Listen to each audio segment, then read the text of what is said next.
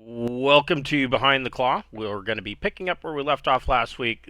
These guys are on Debare Highport, and they took a side job. They were given 3 days of liberty aboard the Highport, and on their first day, they ended up meeting up with a agent of the TCA, the Courier Alliance, Angelique Mose, and she hired them to pick up two packages or essentially lift them uh, from a another patron of the port, a vargur that goes by the name of Longtooth. And they come to find out they weren't the only ones after the packages. And in the kerfluffle of getting these cases, they slid off of a grav cart and busted open, and inside was a bunch of buttons that spilled out on the floor. And at that point, they decided to not do anything, and they waited, and the janitorial staff cleaned it up, and they put the luggage back into storage, where the travelers then lifted it and are now going to meet their contact at the art museum to uh, complete it. And and so um, that's where we're going to be picking up. Before we get started, we would like to point out that we do have a merch store via Zazzle. We've got hoodies and buttons and t-shirts and all manner of things. Whiskey rocks glasses and beer signs and poster maps. And 100% of the proceeds from that store goes directly back into our channel. So if you want to help us out, go get yourself a t-shirt, and we appreciate everything you do for us. All right. So you guys have collected the cases and make your way to the the art gallery. And this is the art gallery is not even actually technically open yet. It's all the way. Good, move you all up there.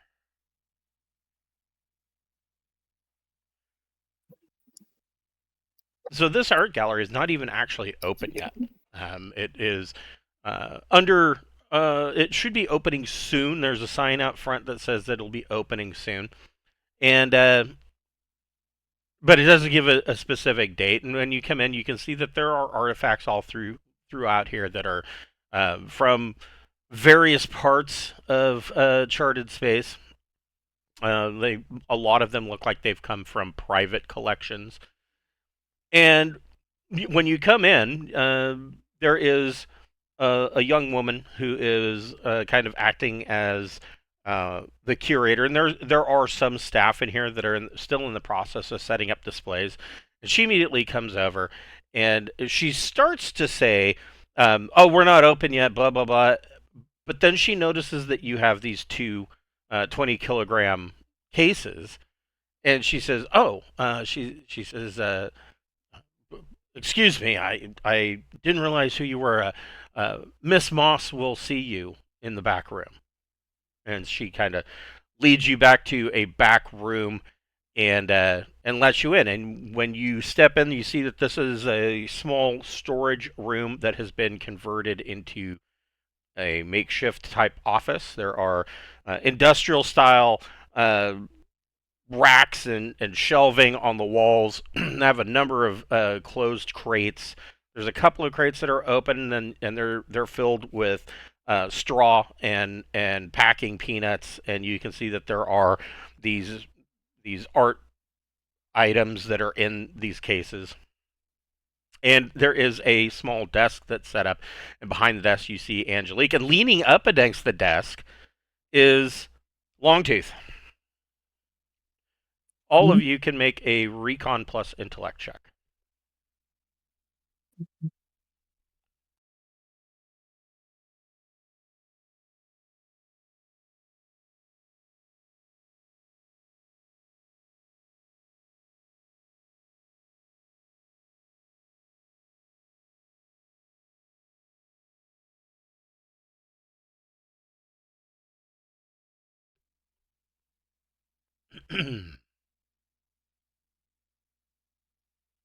All right, so you all got it. So all of you notice that on the floor next to Longtooth's feet are two identical blue cases to the ones that you are bringing in.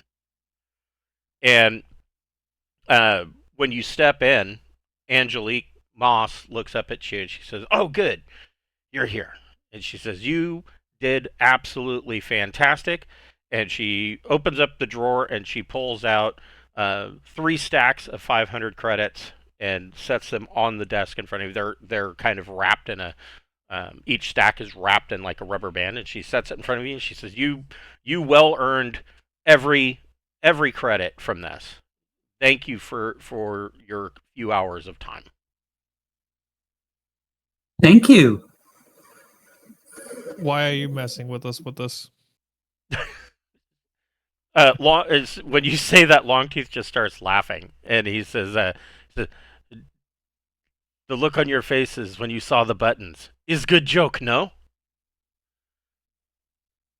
I don't get it.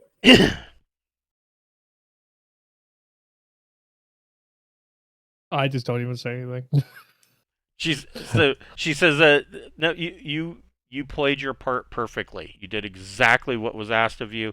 And she says, if I have any opportunities for you in the future, should our paths cross, I will contact you again." Yes, we will be happy to work for you more.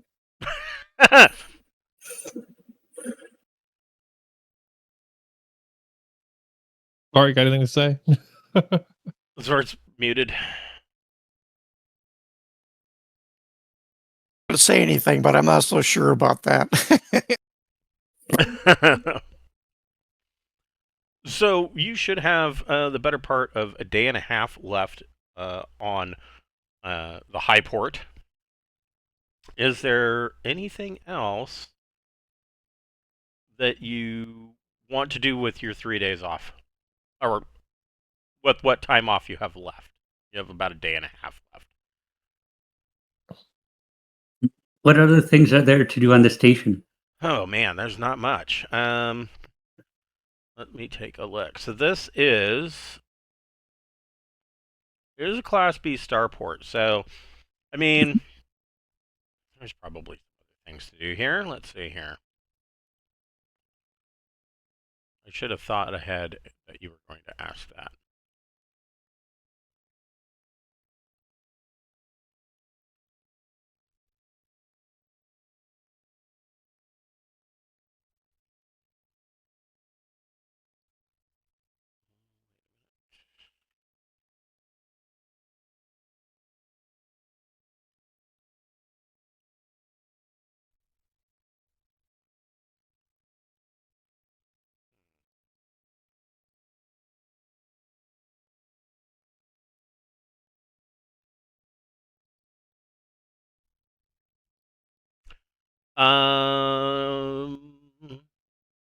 Not a whole lot. I mean, there are some there's some minor casinos, and in the taverns and whatnot.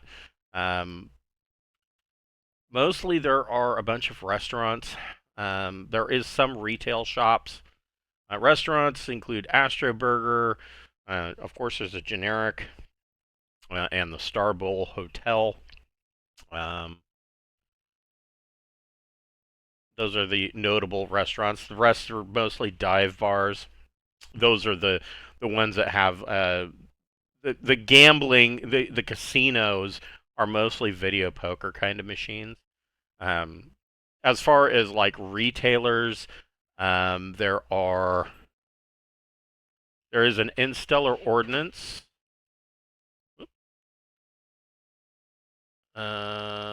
Interstellar Ordnance. There is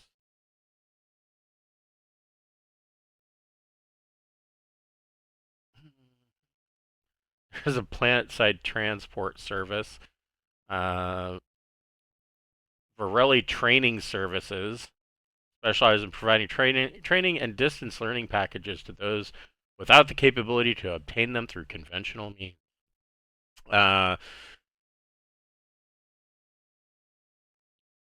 Nearby, there is the Avuna ice fields. If you want to go for a relaxing shuttle tour that'll fly through, it's basically it's basically the leftover remains of a comet that's just kind of floating out there with the debris. But it can be pretty to look at. You guys see this kind of stuff probably all the time, or you're at least aware of it. It's a navigational hazard to avoid in most cases. Other than that, I mean, you're on a high port. There's not a whole lot to do. I mean, not at Debare. There's drinking and gambling is the two major areas. The planetside shuttle, Debare itself, there's not really a whole lot of reason to go planetside. There's like what, 8 people that live down there, so Well, you said though there's the hotel. yes. The hotel Do, does have a spa and sauna kind of situation. At least the Star Bowl does, which is where uh, Zersey was staying. They've got, you know, big Olympics-sized swimming pool. They've got a sauna. They've got a full spa, massage service, you name it. oh, okay. Well, then Audrey would go to the spa and get shampooed. Take Audrey to the park.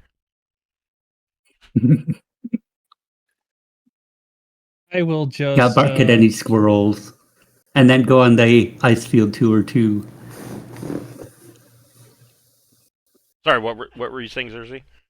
oh, I would just live it up, enjoying my time with other higher status people, and I would probably look at the shops, see if any of them are selling any kind of personal droids. Ah, why, yes. This is a tech level 9 world. So what kind of personal droid are you looking Um, looking for one either that can do basic tasks such as like piloting and such, or potentially even a small combat droid. So Instellar Arms would have what they would call what would be classified as military robots. Under the classification of military robot, you have a lot of um, different classifications. Not all of them are necessarily military. Some of them can be, civilian policing services, things like that. But without a registration, usually meaning that you have to have a official mercenary ticket through whatever agency, usually through the Third Imperium, but it could be whatever other government. You're not going to be able to purchase one of those. You let me look at where I want to say that it's not in the Imperium, but it feels like last week was a million years ago. No, it is not in the Imperium. It is, but it is very close. It's bordering Flammarion, and Iterati is only 2 parsecs away. So usually, um, especially with Instellar Arms, they're going to want to make sure that you are on the up and up. You could apply for a registration for a military robot, but it's going to be bureaucracy takes time, especially when you're talking about the amounts of distance between worlds. Um, it would take some time for that to go through, but you could start the process now. As far as other bots, let's see here. Oh my,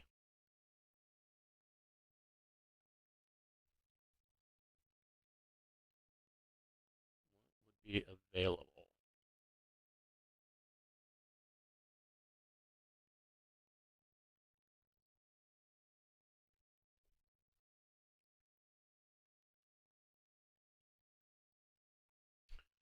So you are finding a lot of banged up used labor droids. They are running about 2,000 credits. Let me show you. How many of them are there? Well, like, Oh, they've got. I mean, labor droids. So they are literally produced in the billions. These things okay. are they're so common that you probably don't even notice them anymore. Um,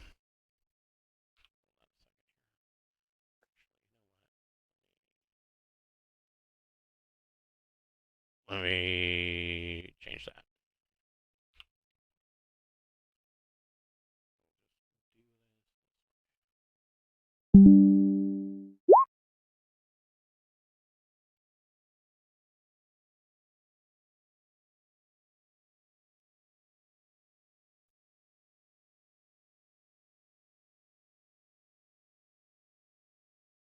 Work with me here.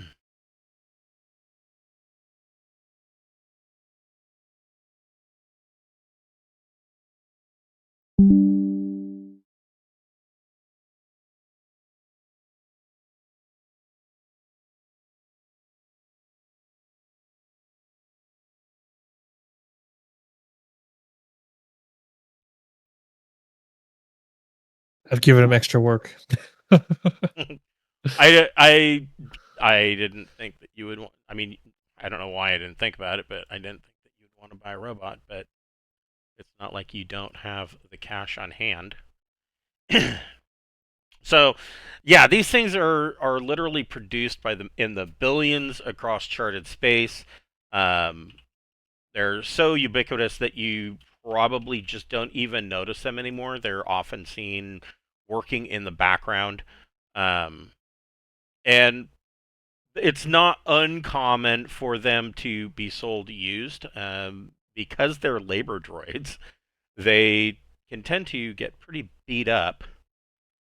And so there are a number of, I don't want to call them junk shops. They really are junk shops. Second-hand part stores that will have these things for sale.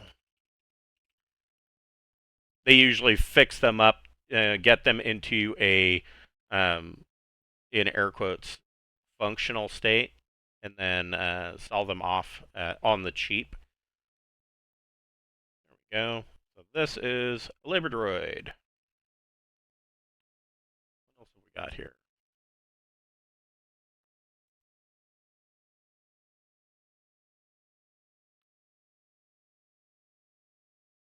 I know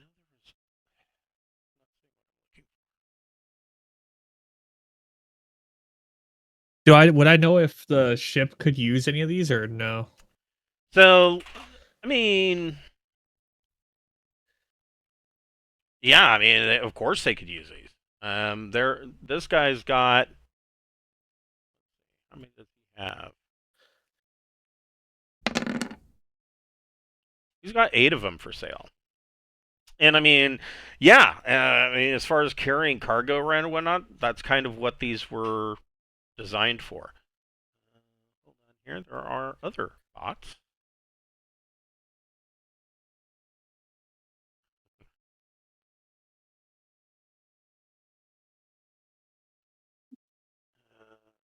Really? Huh. A cloning crash is only tech level 10. I don't know what that is. It literally makes clones. Huh. That's what it does. Let's see here.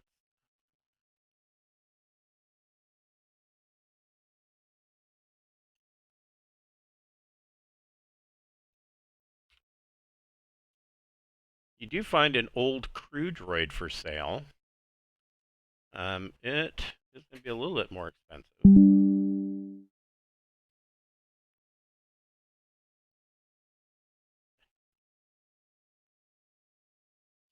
Evidently my brain. If it's too much hassle, don't worry about it. No. It's not. I'm just. I'm. It's. I'm just making mistakes.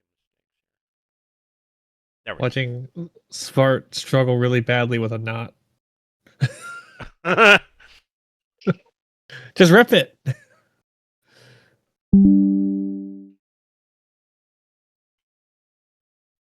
No, we haven't seen any real robots, so Yeah, I mean they're always around. Like I said, I would think that they would be so common at this point that you probably don't.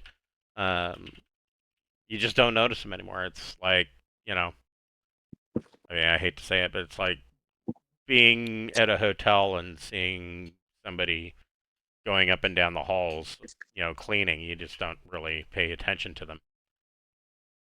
I'll tell the guy that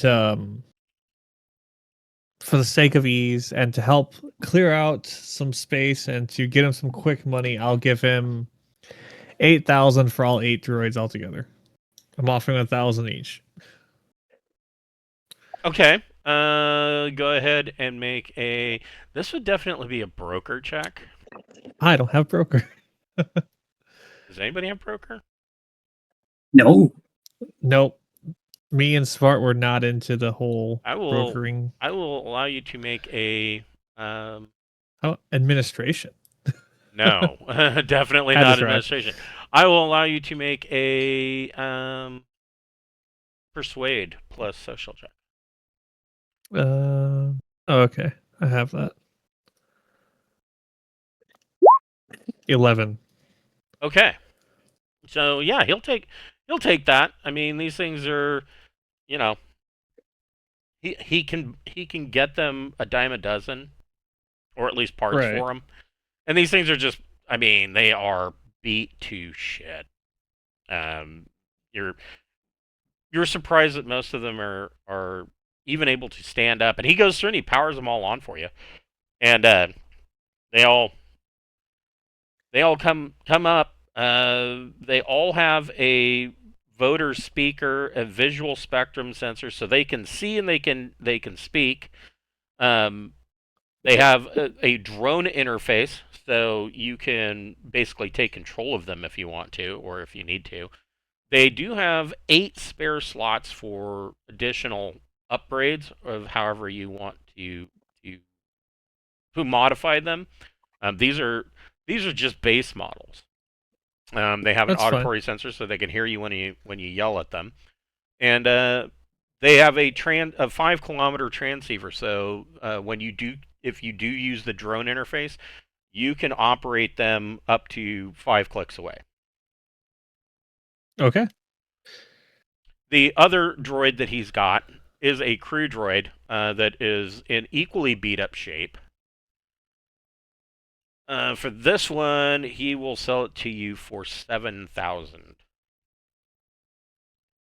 Is what he's asking for it. He's only got the Besides being well used, is there anything wrong with it? Not so much. I mean, it's obviously well used. When I say it's well used, it's got, the typical dents and dings that a 10 or 15-year-old bot's going to have. Its paint is scratched in a number of places. It looks like it has. It looks like it probably serviced on some kind of merchant ship, more than likely.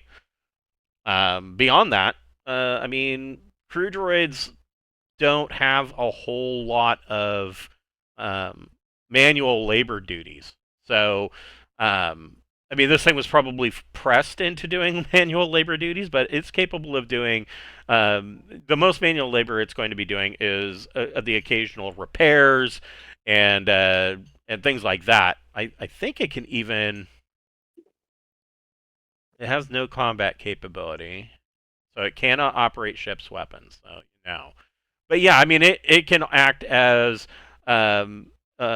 basically a engineer. It's got a 1 for engineering in all engineering skills. It has a 1 for all electronic skills. It doesn't have pilot, but it's basically a ship's hand kind of droid. For 7,000, I'll just take it. Okay. Well, there was Yeah, why another not? one. Me marching into the ship with an army of robots doesn't concern anybody, I'm sure.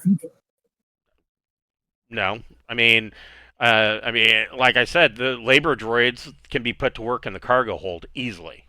I mean, 8 labor droids would honestly make everybody's life a lot easier, assuming that they're not constantly breaking down. Well, I mean, we've got some mechanics, and I'm pretty sure Audrey's mechanical. I'm sure she could Yes. tinker with them. I think I. Oh, is there more you said or no? I was looking for one in particular, and I cannot find it. So no, I guess that's it. Yeah, I will. I'll take all 9 droids with me back to the ship. Okay. I'll let Magnus know that the labor droids are for the ship to do whatever. The crew droid, if he needs to use it, he can. If not, I'll just have it sit in my my room. Okay. If him or the captain need it, they can use it. If not, it'll just sit in my room, and I may use it once in a while. Okay. Okay.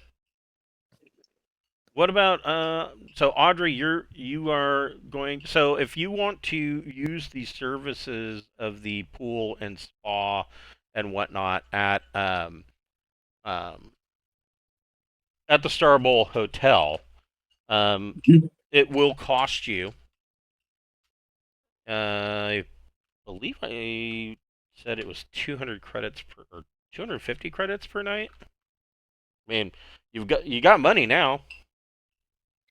I do. Okay, so I'll subtract that from my sheet. Okay, so they set you up with a room at the Star Bowl, and you now have access to the pool and the spas and sauna and jacuzzis, massage, beauty salon. What's Svart doing with his day and a half? Anything? Eating. Eating? There's lots of places to eat. I'm having Singapore noodles. Nice. I'm going back to the ship. Okay. I'm going to play with a droid. Okay, pick one of the labor droids and start tinkering with it. Yep. Uh, See if I can figure out how it can carry a gun. I don't. I mean, like I said, they've got 8 spare slots, so some modification could be done. Most of that's going to be covered in the robot handbook. But yeah, you should probably do something with that. Where did I go? There we go. Come on, give me an index. I love a Pete.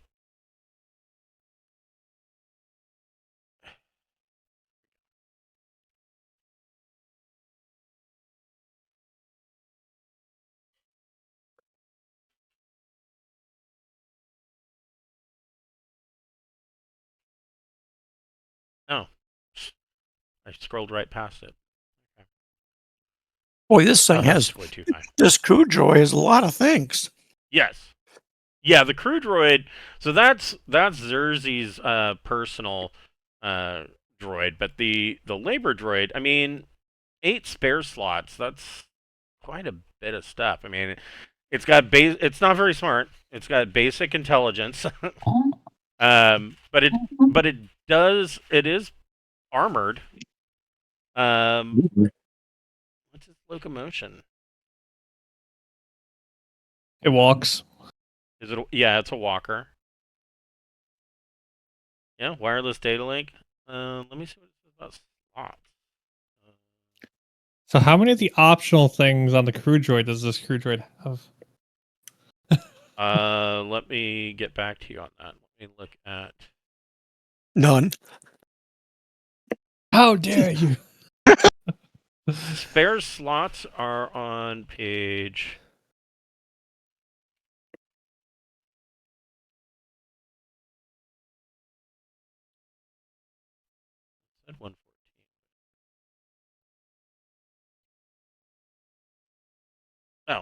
Yeah, on page 114 of the God, robot that's handbook. good. So it says spare slots are reserved for installation of additional options. Items of higher tech level than the robot might require more advanced interfaces and draw more power.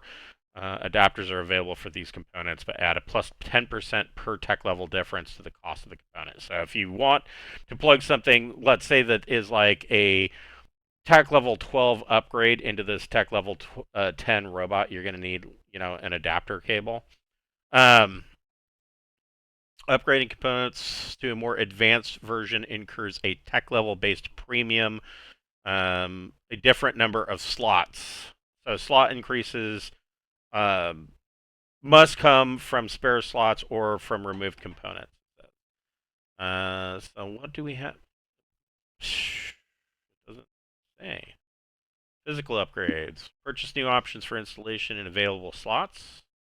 Okay. Yeah, there's a whole bunch of upgrading stuff that you can do. You can reprogram bots. So I mean, it might look like you could do upgrades and reprogram a labor droid. So it looks like a labor droid, but has some kind of concealed weapon, and now you have installed like a military package to it, and it's basically become an assassin droid. There's all sorts of stuff you can do with these. You're giving us ideas. Robots are completely malleable. Think IG-88 from Empire Strikes Back. Of course, he was always an assassin droid, but he went rogue and became a bounty hunter. Really thinking outside the box. Well, yeah, we can reprogram our labor droid and have them hold a pipe wrench and say, "I am here to fix the plumbing," and then infiltrate the enemy base and beat people.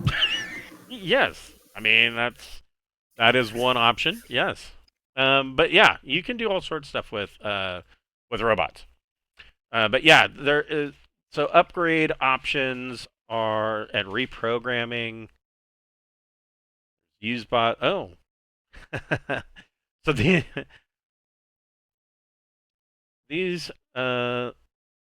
labor bots. Oh shit, 12. All of these labor droids all have the quirk of delusions of grandeur. They believe that they are fully sentient. Once they've been activated, they believe that they're people, and they act that way. And so they kind of sometimes when you tell them to like work or whatever you tell them to do, like if you tell them to move cargo around the cargo bay, they'll bitch and moan about it, but they will go around. They will do the job. They're just going to complain constantly about it, like they're people and they have better things to do with their time. The crew droid that you bought.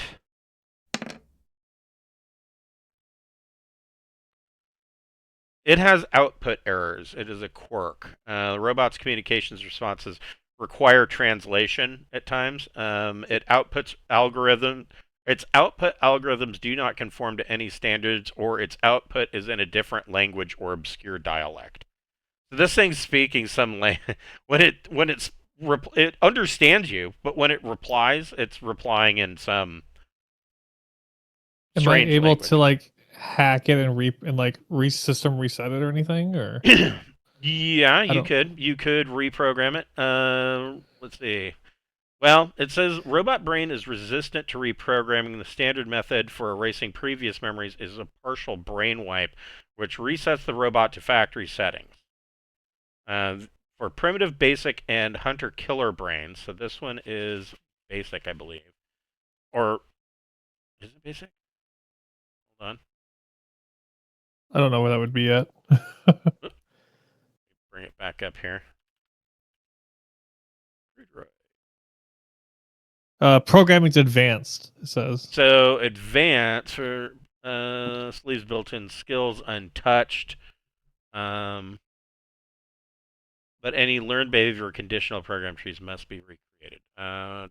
Advanced and very advanced brains are more complicated. While a brain wipe is possible, it also erases skill packages, which will then need to be reapplied, requiring repurchase at full price or reinstallation of source file if source files are available. The reinstallation task is similar to that, or for a less sophisticated brain with each skill package of any level requiring a similar skill check. So it'd basically be like flatlining your computer and reinstalling your OS and then every piece of software that you lost. What would it cost me? Because it's the crew droid, the workers trying to be human, whatever. Like they're just dumb little worker droids. But this thing is, I mean, I got it for 7,000. It's worth 150,000, or yeah, 150,000 credits. So Yep. Let's see. I don't mind spending the money to make it so it doesn't have 2. bad outputs. It says. Like I'll do the hack, and if I mess up a skill, I don't mind paying for it.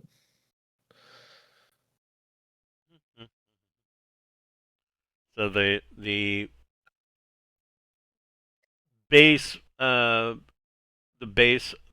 cost for just resetting it is going to be like 150 credits, but where are my skill packages? Skills, page 117.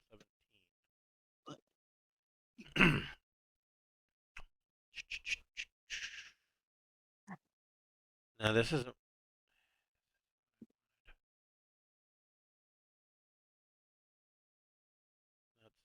That is absolutely not what I'm looking for. Do I just hand wave it? Here. I'll just pay like Skill 10 package. grand Here or we something. go. Skill packages. It is not primitive. It is advanced.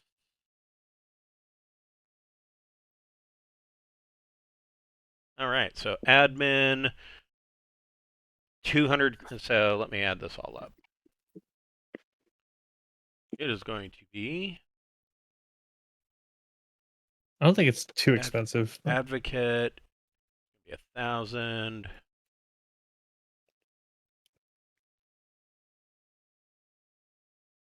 It's got athletics. That's going to be one of the cheaper ones.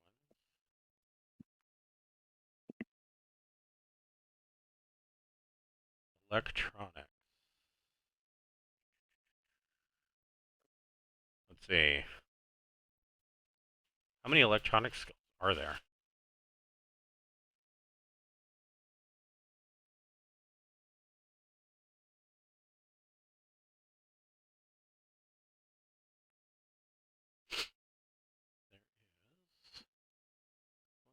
There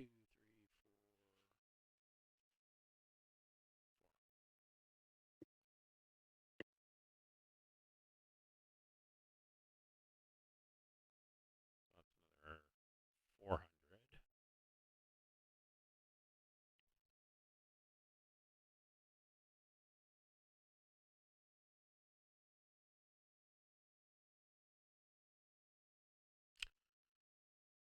Engineering all. That's all at 1.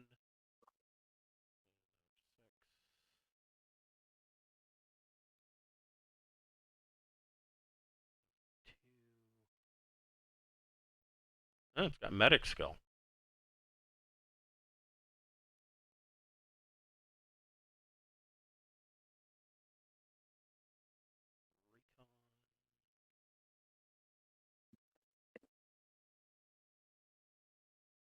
And steward.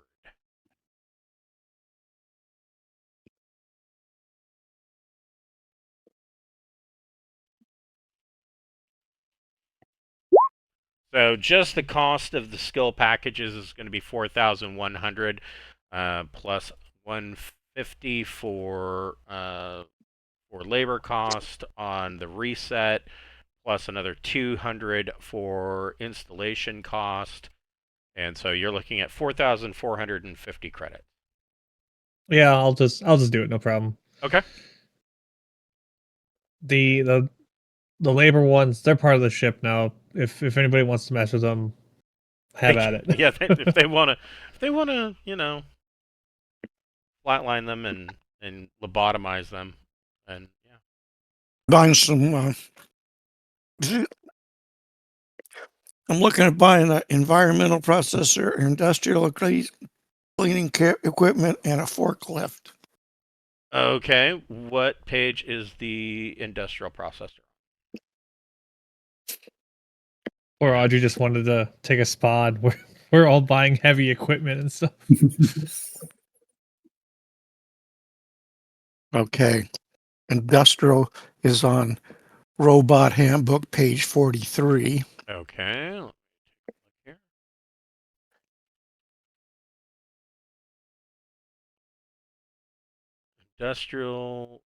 Industrial cleaning equipment. Is that what you're looking at? Yep. And the environmental processor is on 39. Okay. So, are you wanting to buy?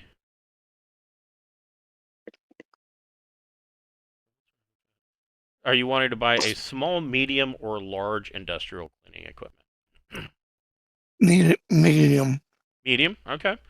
Yeah, I mean it's tech level 5. You can buy these things brand new for 500 credits. Where are? I want 2 of them, and I Dash- want one environmental processor. Okay, what page is the processor on? 39. 39. Atmospheric broad spectrum audio Geiger counter advanced light intensifier provides recon 0.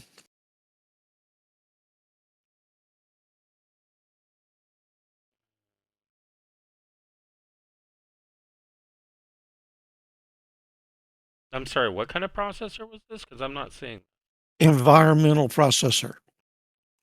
on page 39. 38. Okay. Oh, there we go. Yeah, I would say that you can get that. It's going to cost 11,000 though, because it is a tech level higher than one tech level higher than what is normally available here. But that's not to say that it's not available. I mean, there is a lot of trade that comes through Dabare, so yeah, you can get one for 11K. Okay. So that's 12. Yes. And what was the next one? Forklift. A forklift. It's on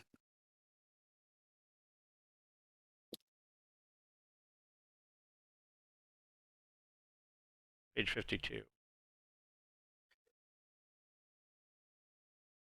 Yeah. 52. Small, medium, or large? Medium. 1. Sure. 5K. And that makes it 17. Yep. I That means our maintenance, our droids have something to clean with and something to lift with. yes, these are all options that can be plugged into these droids. So medium takes. Wow, the medium though isn't going to work. So you could get a small forklift for one of the labor droids, and it would take one of them would take all 8 slots. But I guess we'll have to go with the small. So it's only 3,000. And then the industrial cleaning. Let me look at that again.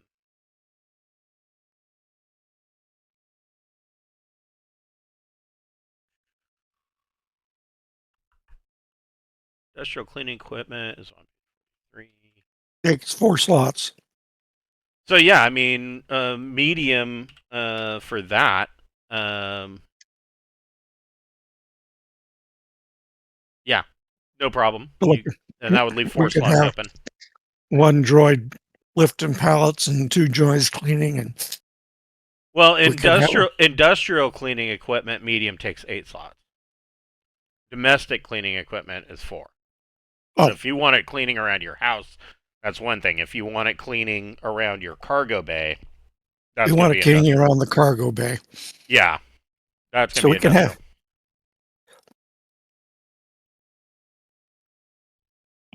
And then the environmental processor, that again. so we'd have one cleaning the ship, one moving pallets, and I can set one up for recon. Yeah, the environment processor, it looks like it's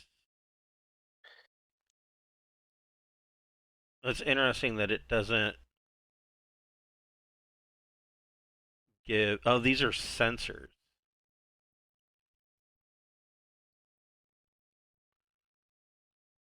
Oh, Audrey, you want there's to buy and some it's a robots too? it's a 0 slot option. So yeah, you can slot this in to any one of them.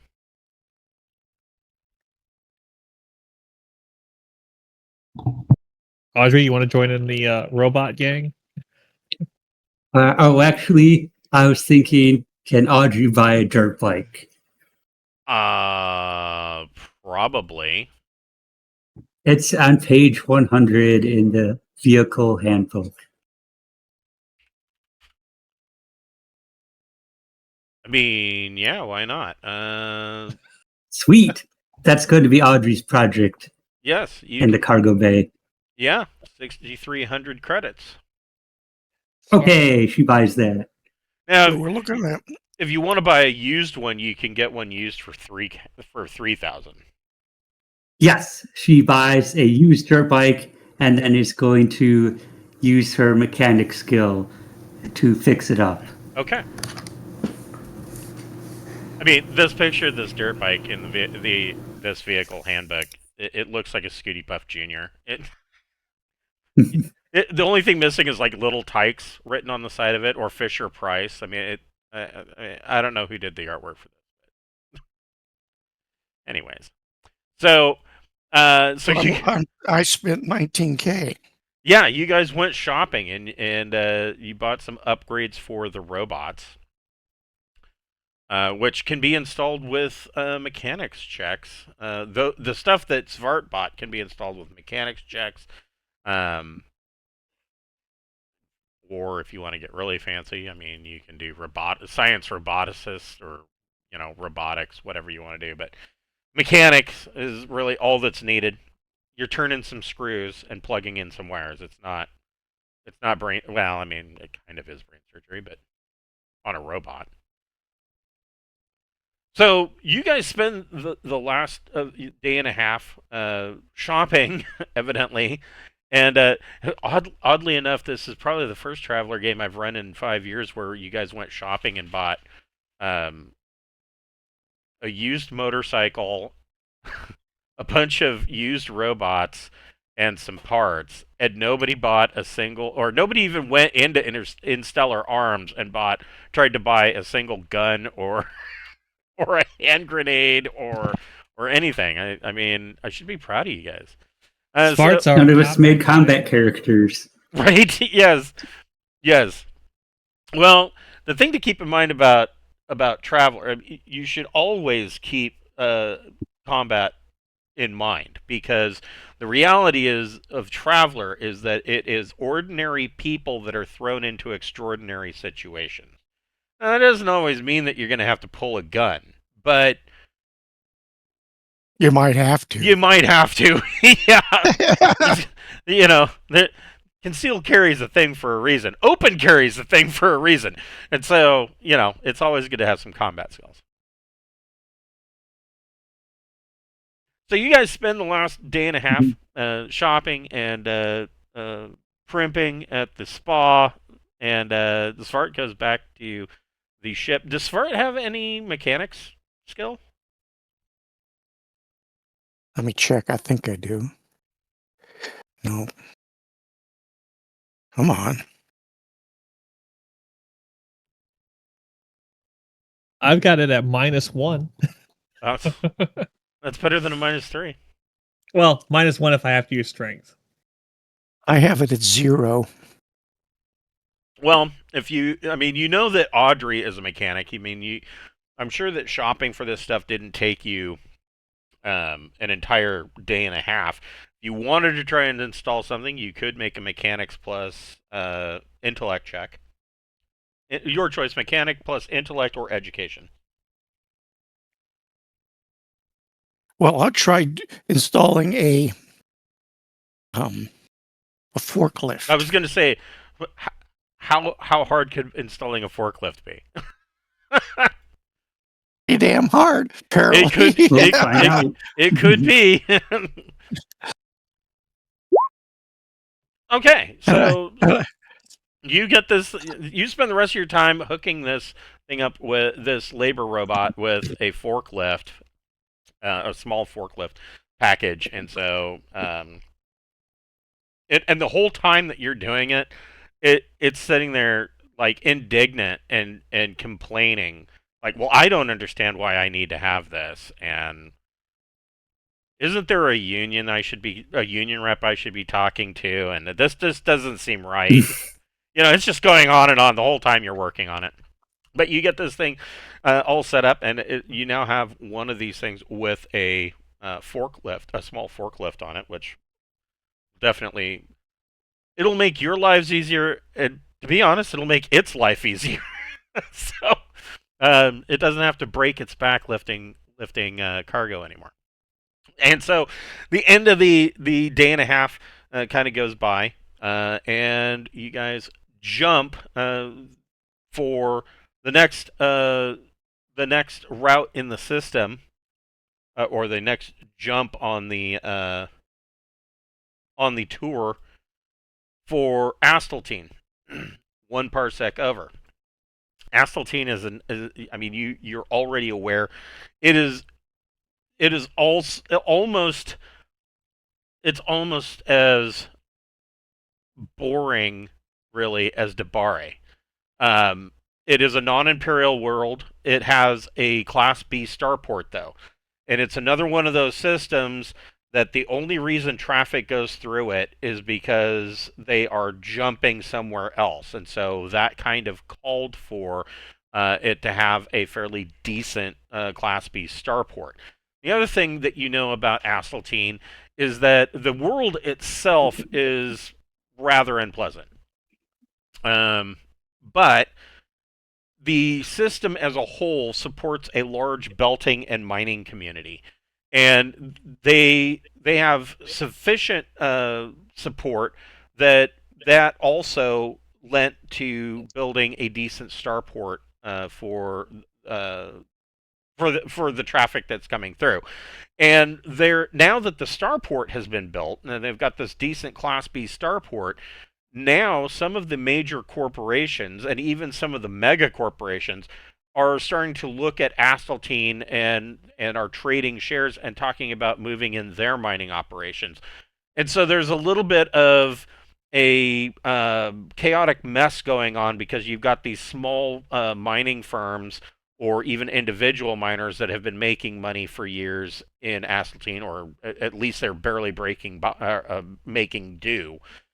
And now, if these larger corporations come in, it'll either eat up those smaller corporations, or it'll make the profits for these smaller companies and individuals basically non-existent, because the big corporations are going to come in and either mine the place out, or they're going to cause all kinds of market share problems. So Asteltine is kind of a happening place. And it's another one that Magnus doesn't plan on making a ton of money in Asteltine, but he does think that he can sell some of the product to some of these miners. He's not necessarily cargo that's on the ship already, but definitely he can cut some deals and sell some stuff to these guys for future contracts with Sword Worlds companies. Your weekend jump, you can add a week to your study period.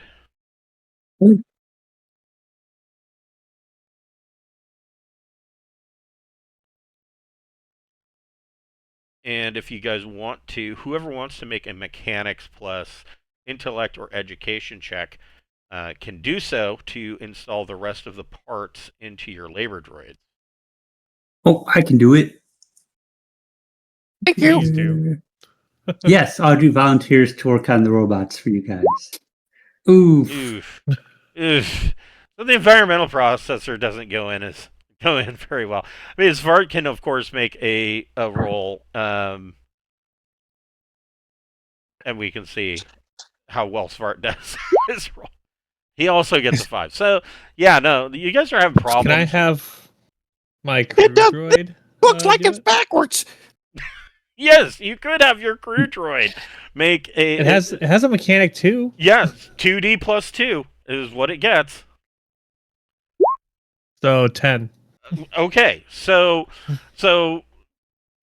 first day or so in jump, Audrey and Svart have this one labor droid completely shut down because it is incapable of doing any work because they have half of its internals out as they're trying to get this environmental processor put in, and so Zerzy has his crew droid go over and attempt to help, and it puts everything back together in like 2 or 3 hours, and this environmental processor is installed.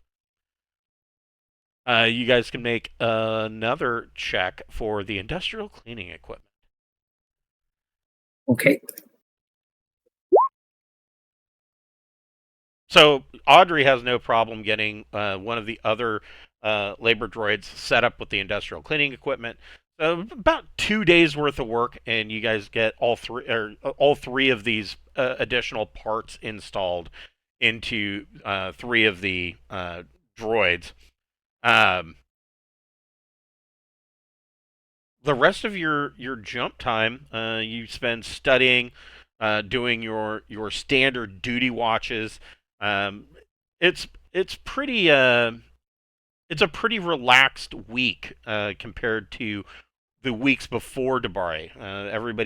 The entire crew seems to be well rested from their time because everybody got a 3-day furlough, and so everybody's relaxed and in higher spirits, and they're looking optimistic.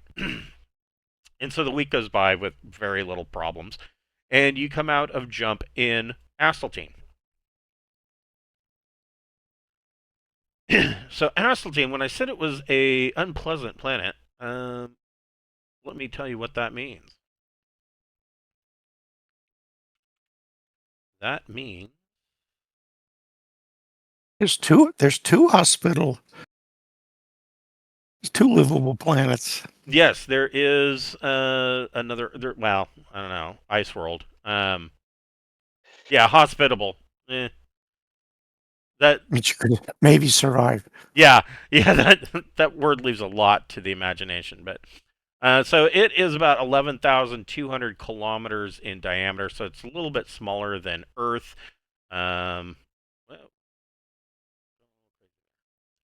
It has an exotic atmosphere, unbreathable by humans, or pretty much most sophons, but not otherwise hazardous. You would need an air supply to breathe in an exotic atmosphere. It is about 66 to 75% hydrographic, so it as far as oceans go, it is Earth-like. It does have a population in the tens of thousands. To be exact, it has about 20,000 people living on it.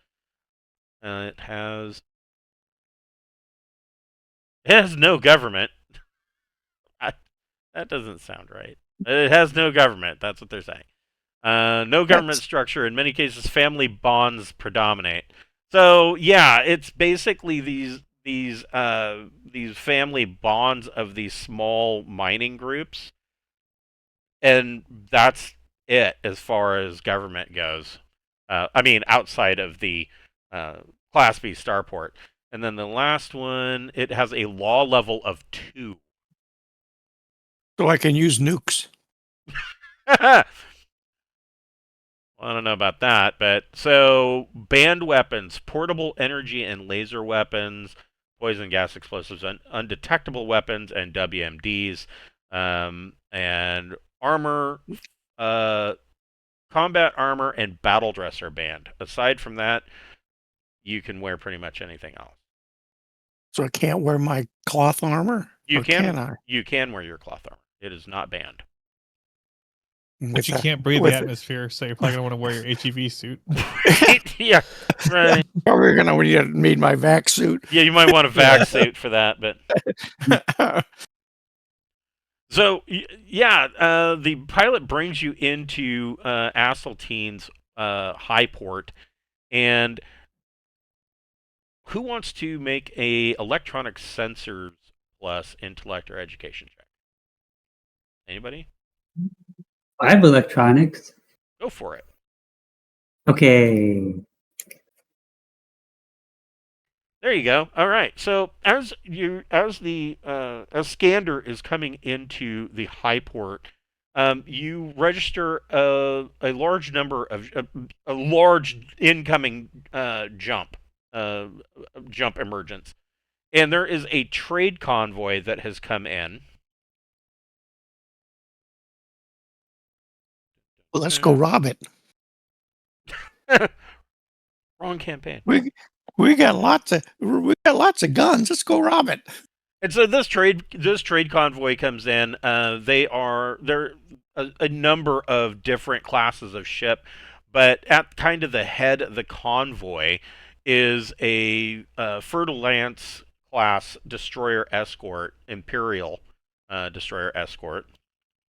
We should nuke that. Yes, yeah. Go ahead and piss them off. But this is Fertile Lance. It's only 1,000 tons, but it's not uncommon for trade ships to kind of all congregate around a destroyer or whatever and kind of form a. If they're going in the same direction, they'll all jump together, and that's this is pretty normal stuff. But yeah, this is a Fertile Lance. Fertile Lance destroyer escorts. They are an older class of ship. These things go all the way back to the Third Frontier War. So, I mean, couple 100 years old, a couple 100-year-old design, but they are still, many of them are still in use, especially around the frontier worlds of the Spinward marches, which is kind of where you guys are at, and so they're not an uncommon sight. And so this trade convoy comes in, mostly smaller trade ships, a couple of free traders, and out of those free traders, there is some familiar ships. I find them. It's got 6 triple beam lasers. Yep. It's a destroyer escort, so I mean it destroys things. That it's right in its name. Yeah, one of the ships that is jumped with. There's 3 ships that have jumped with it. A Rinarok, which is a Imperial Patrol Corvette. Another ship is a Far Trader, the LM Kandersai. And a Scout Courier, SJ8901, is a part of the convoy. And this trade convoy, the Fertile Lance immediately, as soon as they come out of jump, you note that the Fertile Lance immediately sets course for the Highport of Asteltine. So they're coming to the same Highport that you guys are at. And of course, this is going to mean that there is going to be a flood of trade traffic in this Highport for a couple of days, and you guys are only going to be here for maybe 2 days. So, as long as it takes for Scander to fuel up, and during that time, of course, you can make any trading or trades that you want to do. Magnus is, of course, going to authorize you to do any speculative trade or sell stuff that you've already purchased. Specifically, you guys have bought 20 tons of advanced clothing tech at the tune of 100K per, or 100,000 per ton. That's being safe for Enos, so. There's 120 tons of hardwood at 1,000 credits per ton, And somebody bought a Socrates field car. And there is 6 tons of Kondarian liquor. We also have that flash frozen Yes, meat. there is 300 tons of frozen meat. I'm gonna go find Kurt of Voss once I see that those ships come out of jump. Okay. What are you looking for with Mr. Avos? I'll let him know, and that scout ship has been mentioned in records, and we've seen it multiple times on our journey. And while it's not unusual to have scout ships jumping around, the same ship seems to be in close proximity to us more than once. Yeah, he agrees with you. He says that is he says it does seem rather coincidental. I don't believe in coincidences. Right.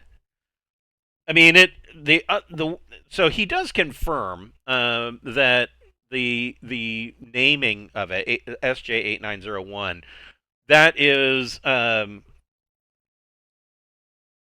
is a little weird. And he explains, he says, so that naming convention, it is a standard Imperial Scout Service name. Most crews of a scout ship do not stay with that name. It's pretty common practice that most crews will give the ship an official name, and this one it hasn't had its transponder changed to any kind of official name. It's still broadcasting the same Imperial Scout Service designation that it was given the day that it flew off of the fleet yards. So that's a little weird. I mean, who knows how old this thing is? You guys haven't really gotten close enough to it to make that determination. But it is coming into port. Okay. But yeah, he agrees with you. That is a little weird. You've seen it 3 times now.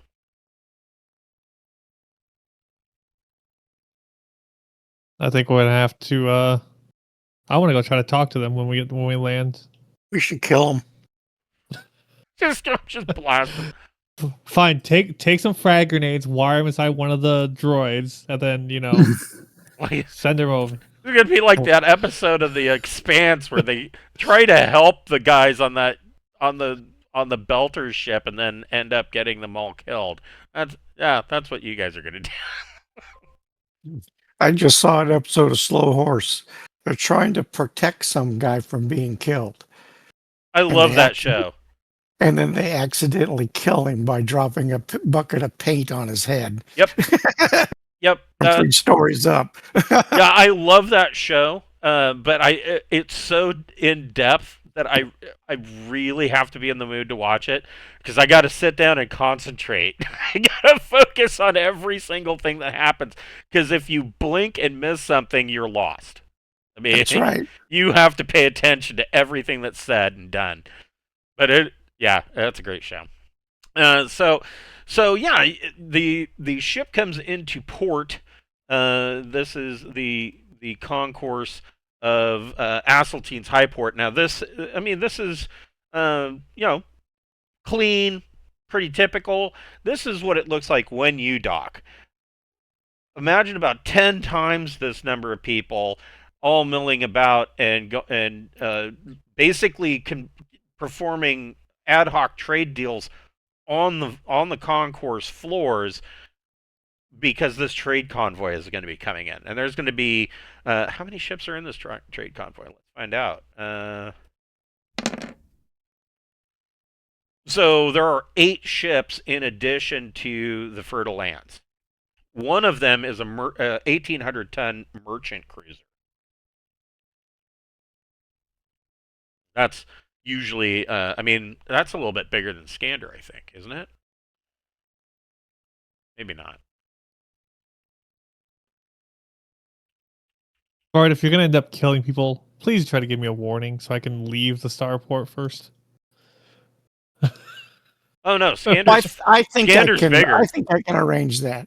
Skander's bigger. Skander is a 4,000 ton merchant cruiser. So this thing is this is a this 1,800 ton merchant cruiser is fairly typical. Is it subsidized? No. No, it's not a subsidized merchant. It is a big find it. There it is. It's a Leviathan class. These things are basically designed, so it's got jump 3, and it's 1,800 tons. They are basically designed to go off the main shipping lanes and basically find new markets. And then they do whatever trading they're going to do, and when they come back to port, they have contracts, and essentially they can create an entirely new shipping lane.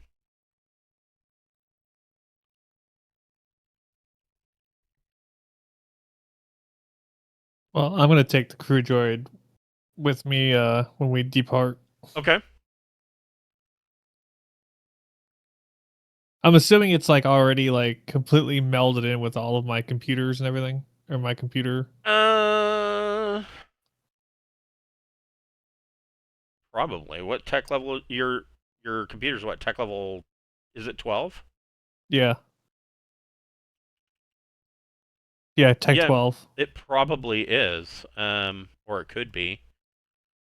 I mean, I don't know that it would be I I don't know it would be completely melded in, but you would have definite wireless data connection with it. Okay. Just checking for potential plans. As a refrigerated storage compartment. That's handy. So that way when you're working on something, you've got your droid carrying around a couple of beers for you. Mhm. I'm gonna actually put, because I remember a long time ago, Kurt put that fancy bottle of alcohol in my room. I believe he did. Yes, he did. And I'm gonna put that in the crew droid just in case I need it. Just keep that nice and chilled. Nice. Listen, alcohol is a great bribe, especially when you're going to a starport. That is true. Alcohol and just spreading money around or using credits to purchase alcohol in a starport is a great way to grease palms. So, Audrey, you doing anything fancy before we go into the starport? yeah. What are you doing, Andre? And Audrey would be servicing the dirt bike. Okay. Go ahead and make a mechanics plus intellect. Okay, mechanics plus intellect. Well, you've got it taken apart, and you're in the I mean, your failure isn't you didn't get an 8, so you haven't taken it apart and actually repaired anything, but you've got it pulled apart, and you're in the process of cleaning things, and you're taking stock of some of the new parts that you're going to need. Now, of course, like most vehicles in Traveler, this is an electric bike, which isn't a bad thing, but Not a good thing either. well, I mean, yeah. So, I mean, Of course, electric has a lot of torque. That might be good. It does have a lot of torque. So, I mean, yeah, it's not like you're going to need any spark plugs, but you're going to need some kind of equivalent pieces of tech in order to bring this thing back up to the level that you would want it to be at as a mechanic. So, you've got it taken apart, and you're cleaning it up. Okay, and then Audrey goes onto the station and buys those parts. Okay, so you're going to go shopping for parts. Zvart, are you doing anything before you depart the station? Get my neural jack here, or do I have to get it somewhere else? So, well, This is a tech level 10 world. That is a damn good question. Neural check. I doubt it. I think it's a 12. I want to say it's a 12, but I might be wrong. No, it's worse than that. It's a 13. It is a 13 plus. So probably not, but anything that is tech level 10 or lower you could get here.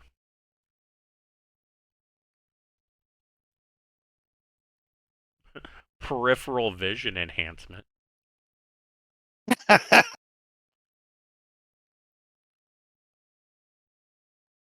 You get a basic neural comm. Already have a com dot. Yeah, if you got your good old Samsung earbuds comm dot, you're golden. They also make excellent bugs. Oh, I accidentally left my comm dot in your room and overheard everything you said after I left. And I put it on record. I'm not telling you.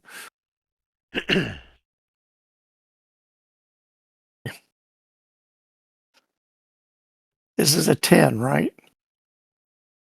What? This is tech level 10. Yeah, it is tech level 10. He's back to shopping. He's back to shopping. So, Zerzy, you've got the liquor store in your bot. How are you guys? If you guys that are going shopping, this place is only tech level 2, or I'm sorry, law level 2. Svart, how are you going out in public? What are you wearing? What are you carrying? Everything. Yeah, I don't know. Law level 2, I'd be tempted to. I want that pistol on my hip, and I want a sword, and I got my cloth armor on. I got my ACR. Right. I got my auto pistol. I got my ship revolver. I've got a dagger and a long blade. Sure, why not? On the starport, is it the air exotic on the starport, or is it just on planet side? It's just on the planet. Okay. Yeah, if Zvar wants to wear his cloth armor, go have at it. Where else am I going to wear it? Right, yeah. Might as well dress up, right? What about Audrey? How's Audrey going out in public? Oh, well, she... Does Audrey even have any armor other than a vac suit? Oh, no. I bought the jack for her, so she's wearing her motorcycle racing suit. Okay, all right, and that's how she likes to dress. Are you carrying any firepower with you? And then she has the pistol. Okay, and what about Zerzy? Are you dressing the dignitary part, or? Yeah, I'll put on my fancy social outfit with my laser pistol on my side, and with my crew droid walking with me. Okay.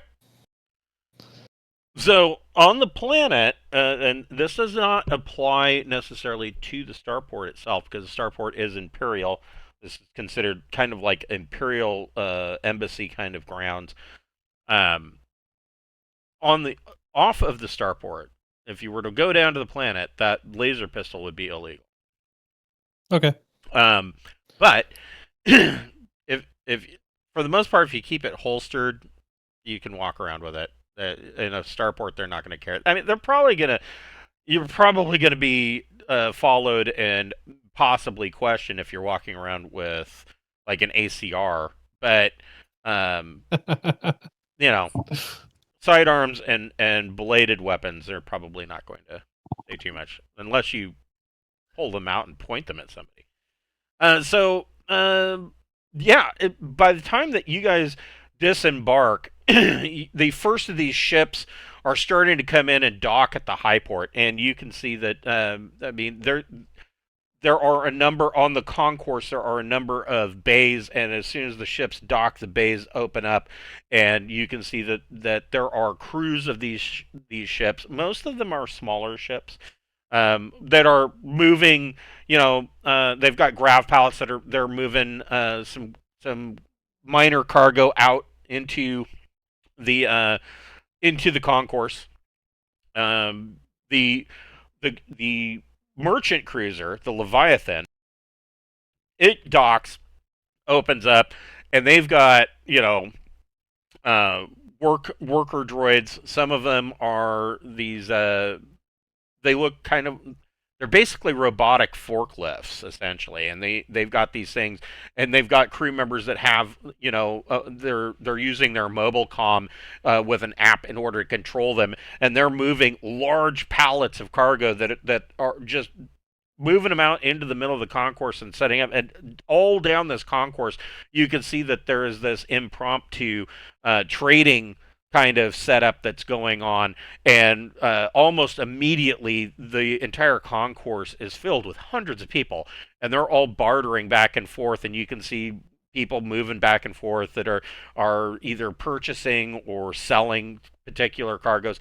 Some of these cargoes that are purchased and sold, whoever has decided to purchase them doesn't even move it back onto his ship. He just goes over to somebody else and says, "Hey, I just bought this. I can go ahead and sell it to you," and they just transfer the cargo that way. A lot of it is sight unseen. I'll buy this and then sell it to this other guy. And there's a large holographic board that on the wall that is showing what the speculative trade that is going on. You can, of course, get involved in that if you would like, but that's up to you. You've got, you were saving the advanced clothing tech. You've got 120 tons of hardwood, and you've got this Socrates field card that you could probably sell. And, of course, the Kandarian liquor might actually sell pretty well. So it's up to you. But Zerzi, said you wanted to go talk to the crew of SJ901. Yeah, I want to see if they're docked, and I just want to go take a walk over there with my droid. And if anybody else wants to join me, feel free to. But I want to just see what's going on. Okay. And Audrey, you're going and purchasing parts. Yeah, Audrey is going to buy the dirt bike parts. Okay. What's Vart doing? Watch looking at the catalog, but I'll go along with Zerzi. I'll tag along with Zerzi. Okay. All right. So you're kind of looking as you're walking with Zerzi towards the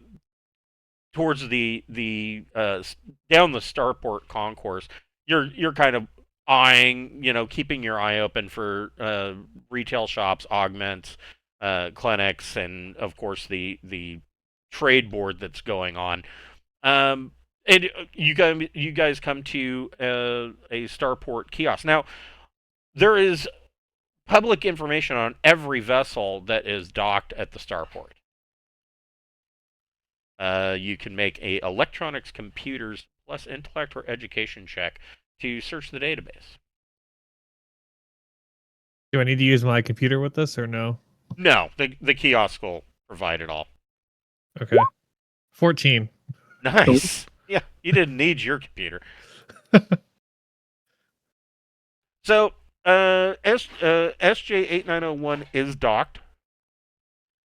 And it lists it's in docking bay 6.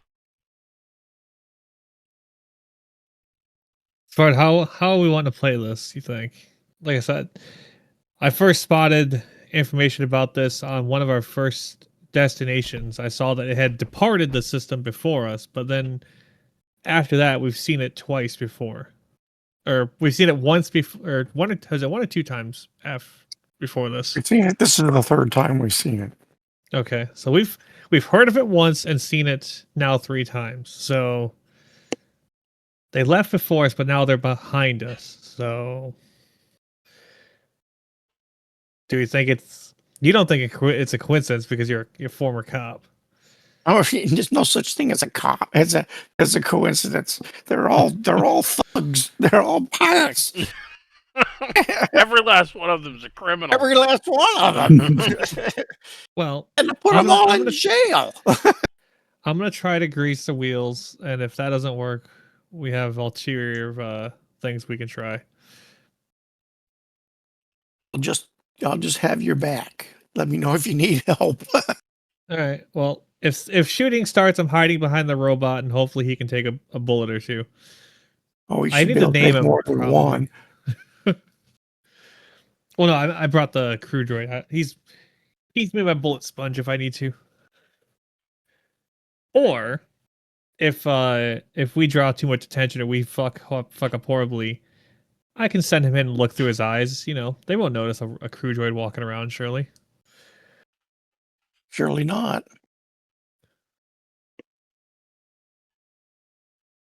Hold on, I'm just. If you think of any good names for the robot, let me know. Hey, you.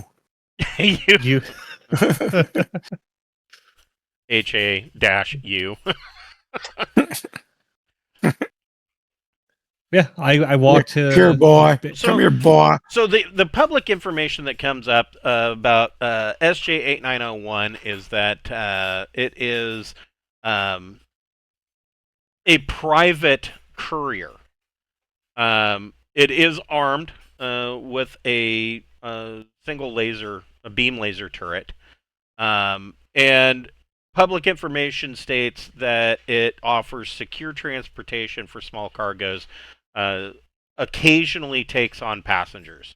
It is listed with a 4 out of 5 star rating. So it seems to have a fairly good reputation.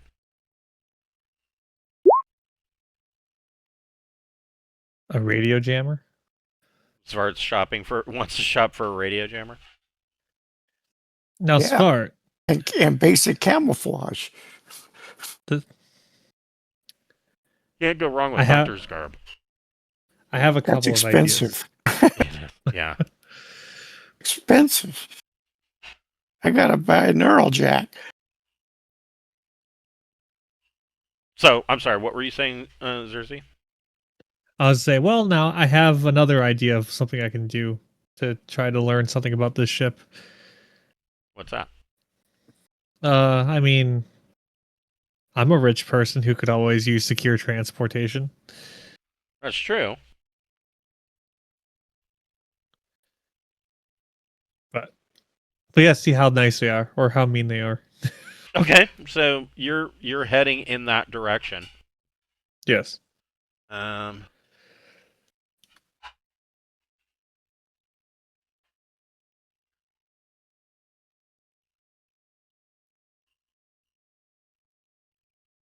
So you guys are meandering down through the concourse tour. You're in like cargo bay 14, so it takes you a little bit to kind of maneuver through all of these people. And while you're maneuvering towards the Lords of Space, yeah, the animatronic action figures, Lords of Space action figures.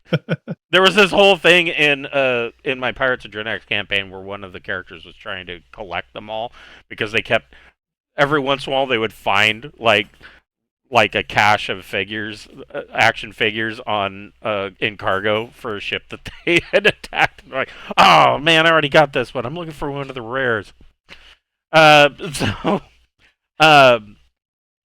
Meanwhile, Audrey, you are heading towards a small parts shop.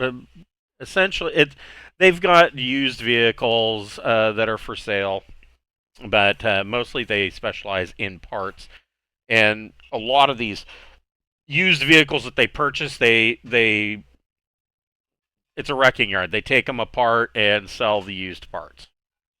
There are some new, if you prefer to purchase new parts. But yeah, you come in and you go up in this. I'm looking for a new air conditioner for my motorcycle. Is it an automatic or a manual? You know, the standard question that you get from Connect's Auto Parts. So I need blinker fluid.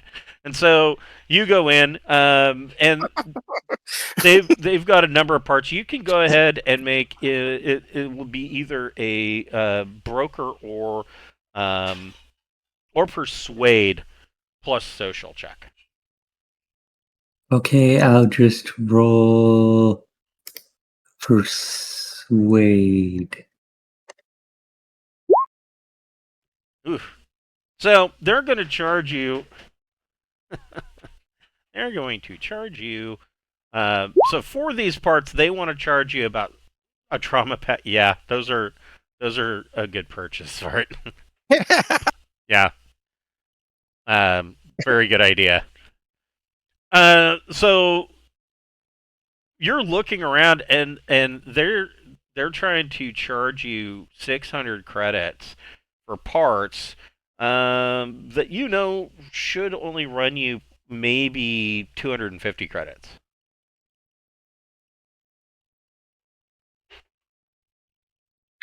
Audrey buys them at that price. You buy them at 600. All right. So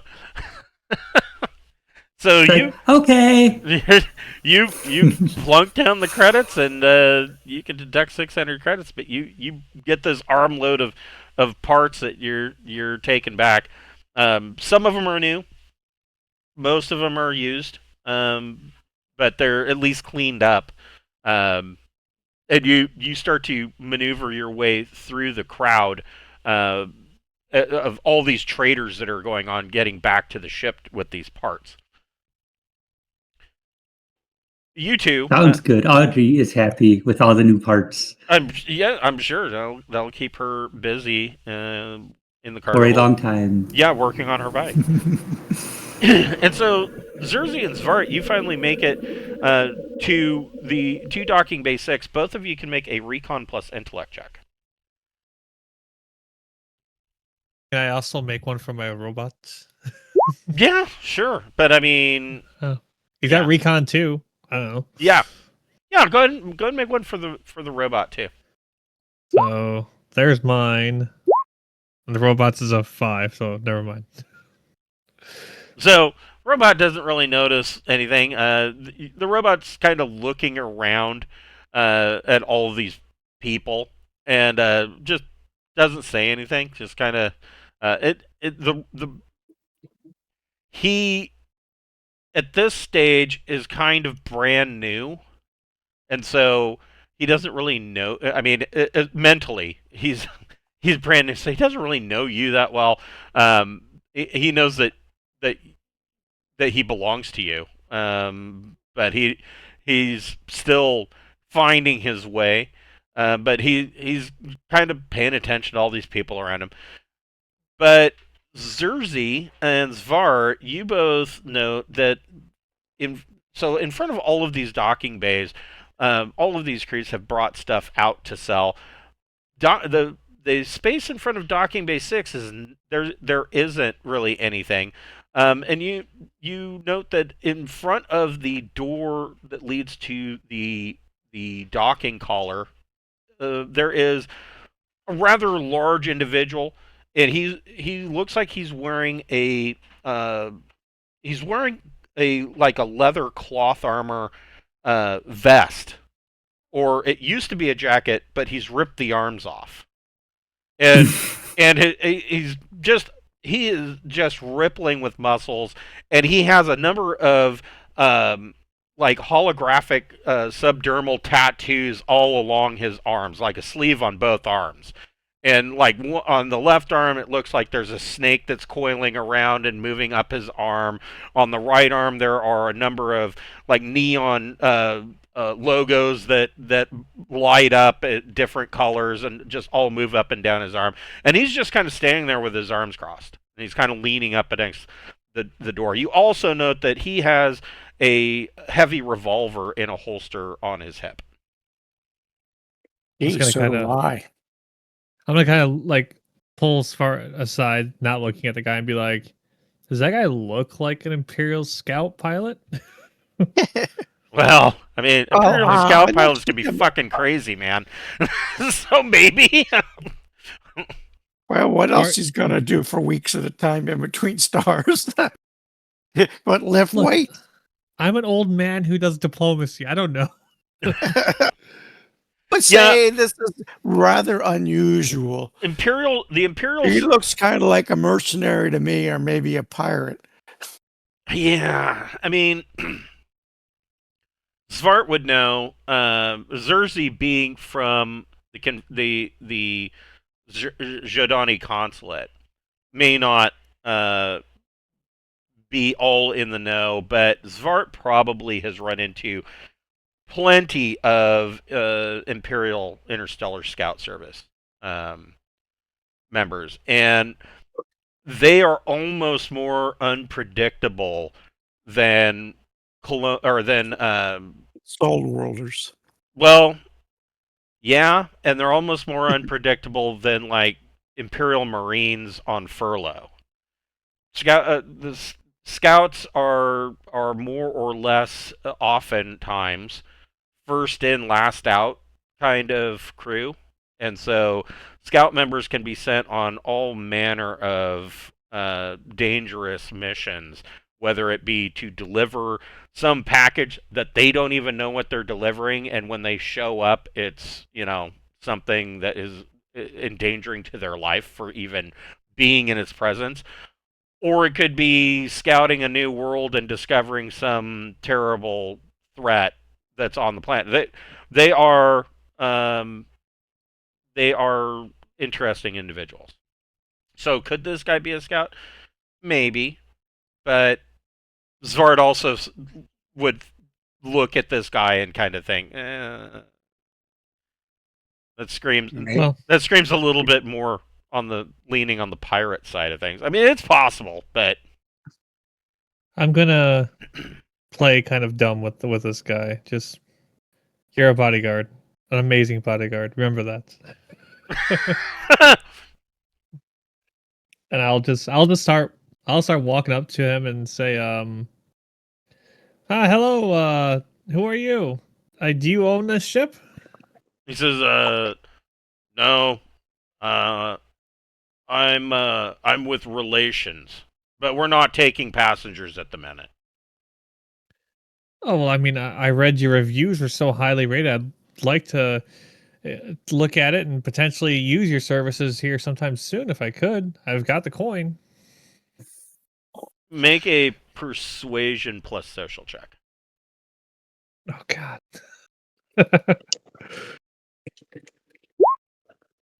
Okay. 8. Oh, let's see here. so he Yeah, floated. he looks you up and down and he says, I'm wearing my fancy clothes and everything else too. how did you get to this station? How'd you get to where are we? How did you get to Asteltine? How'd you get to over here, wherever that is? Right, yes. How did you get to Asteltine? Riding on the Scander docked in Area 14. Why not continue on your journey with Skander?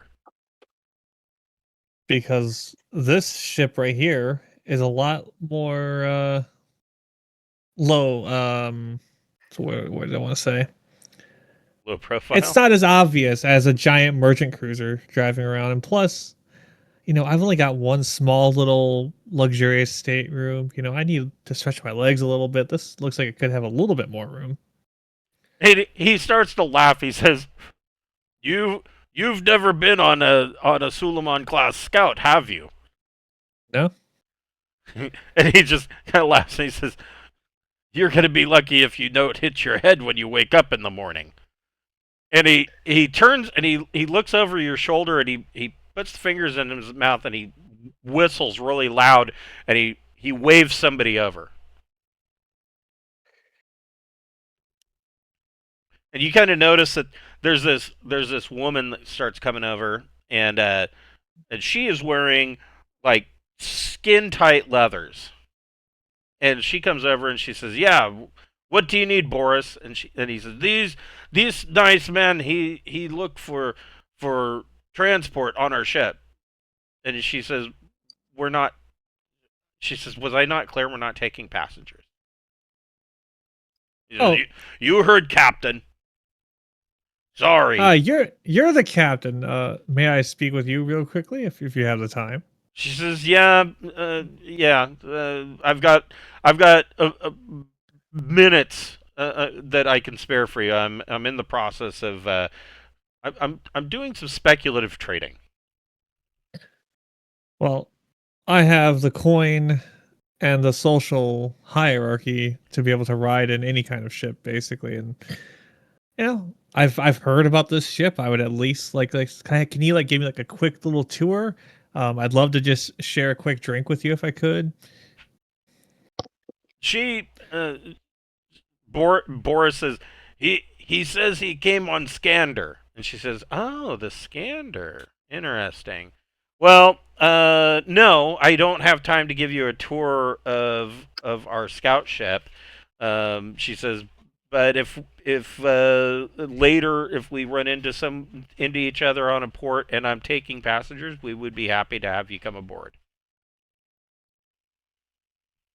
Well, see, I may not ever see this ship again, and Oh, we it know has better such than that. it has such high reviews. Look, and I'll open up my droid and show her the very fancy alcohol bottle I have. I said, just let me take a quick tour. You can have a drink. I'll even pay for your quick time. Go ahead and make another persuasion check, but you can make it with a boon. Boon, because you have booze. 11.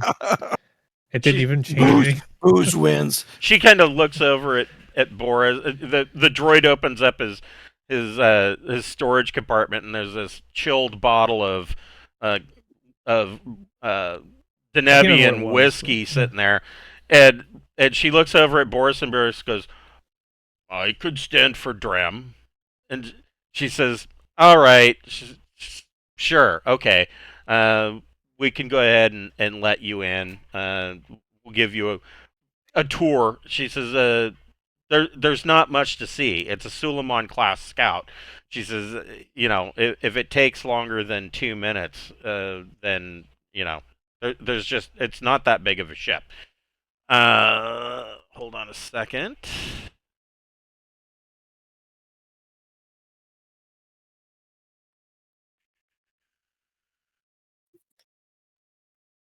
Is what I am looking for.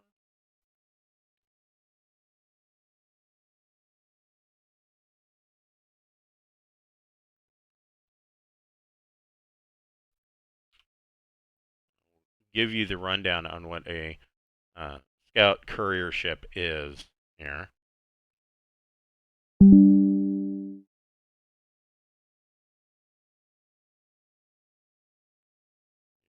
Just a minute.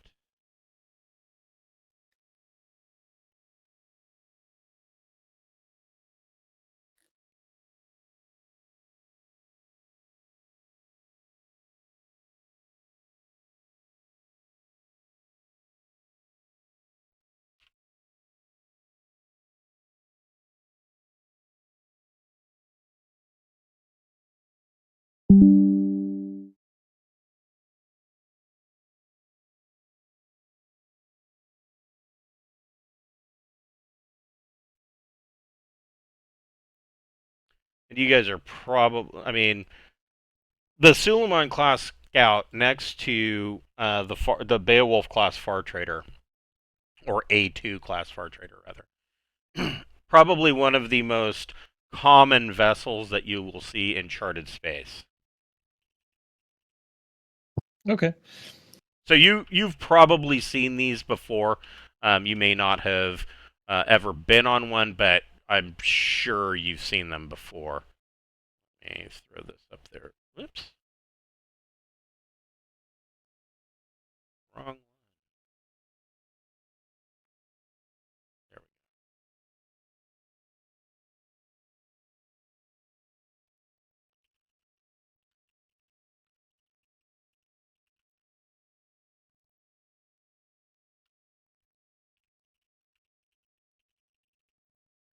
go. Class scout.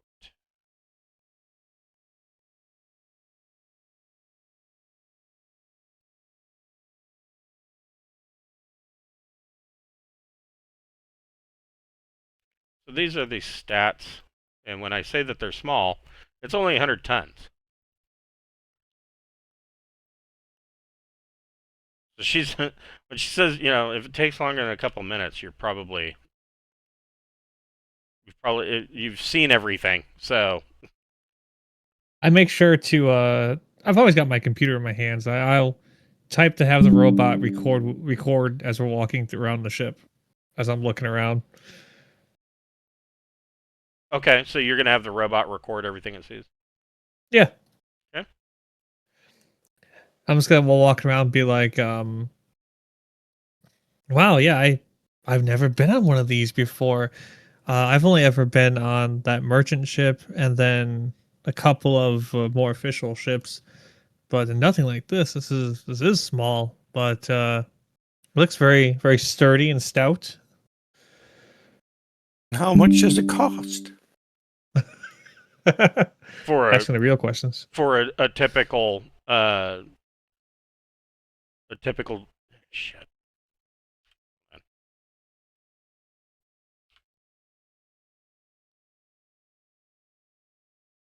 37 mega credits. Well, what do you guys charge for transportation on this? I will tell you that. $1,000. $1,000 a jump. They would probably charge about the standard rate. Well, maybe not standard rate because the ship is so small. Hold on, and I will tell you.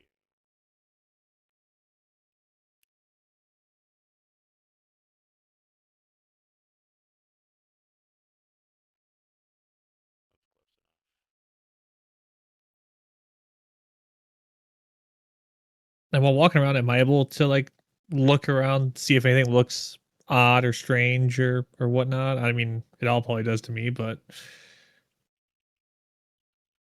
Yeah.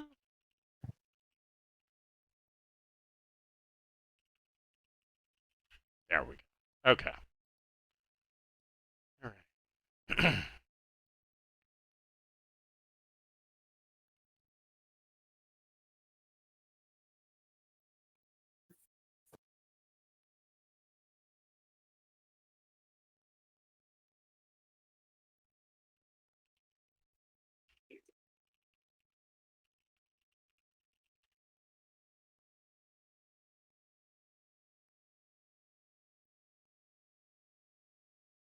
I've given him so much extra work today.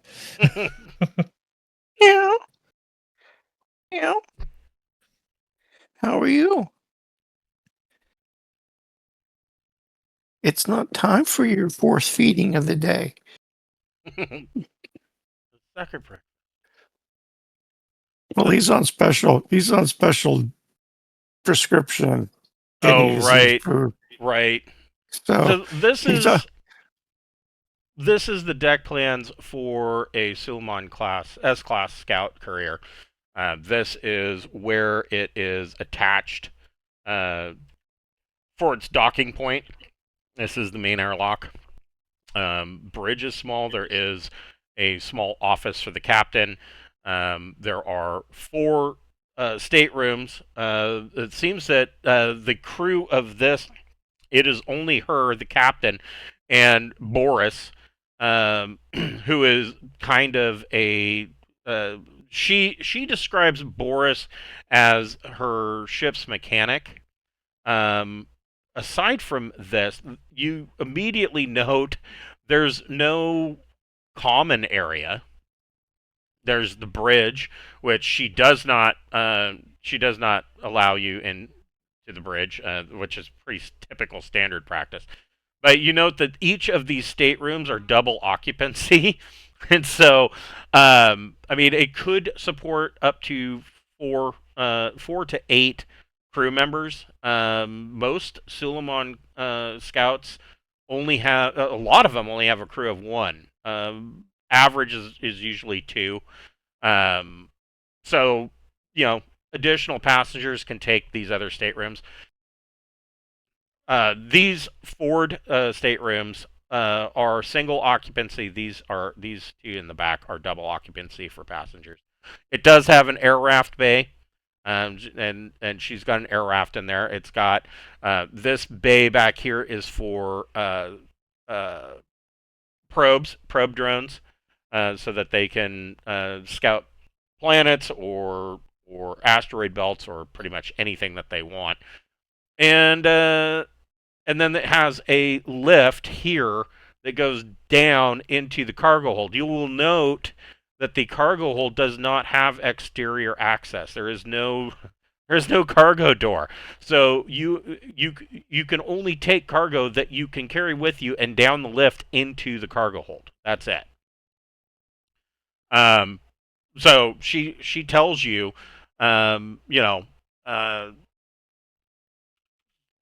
so your question was how much it costs to if I want journey to with book them. passage on this, yeah. So I believe that'd be an operation.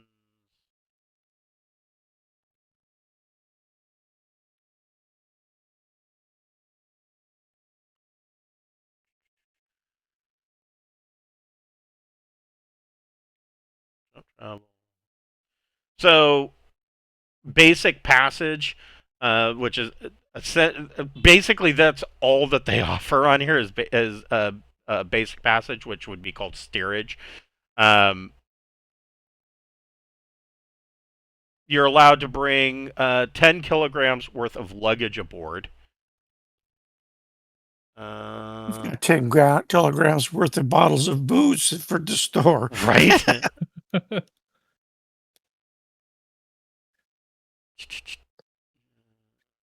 I don't need to know the specifics of it. Basically, I just kind of like just look around and see if there's anything out of nowhere. Suspicious. If I'm allowed to look in the cargo hold, I would like look and be like, wow, yeah, this is a lot smaller than what I'm dealing with on other ship. Right.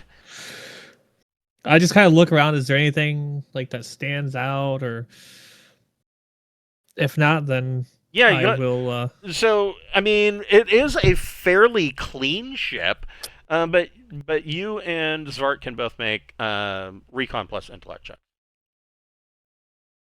And I'm having the robot record all this, so we can look at it again later on if we want to. Sure. Because I only got a 6. I can't see shit. To me, it's all just this is all new. It's all small and unnoble like. So Zwart got a 6. But Zerzy, you got a 9. Oh, whoops! I got that. So funny. I mean, I see random passer. Oh, seeking passage.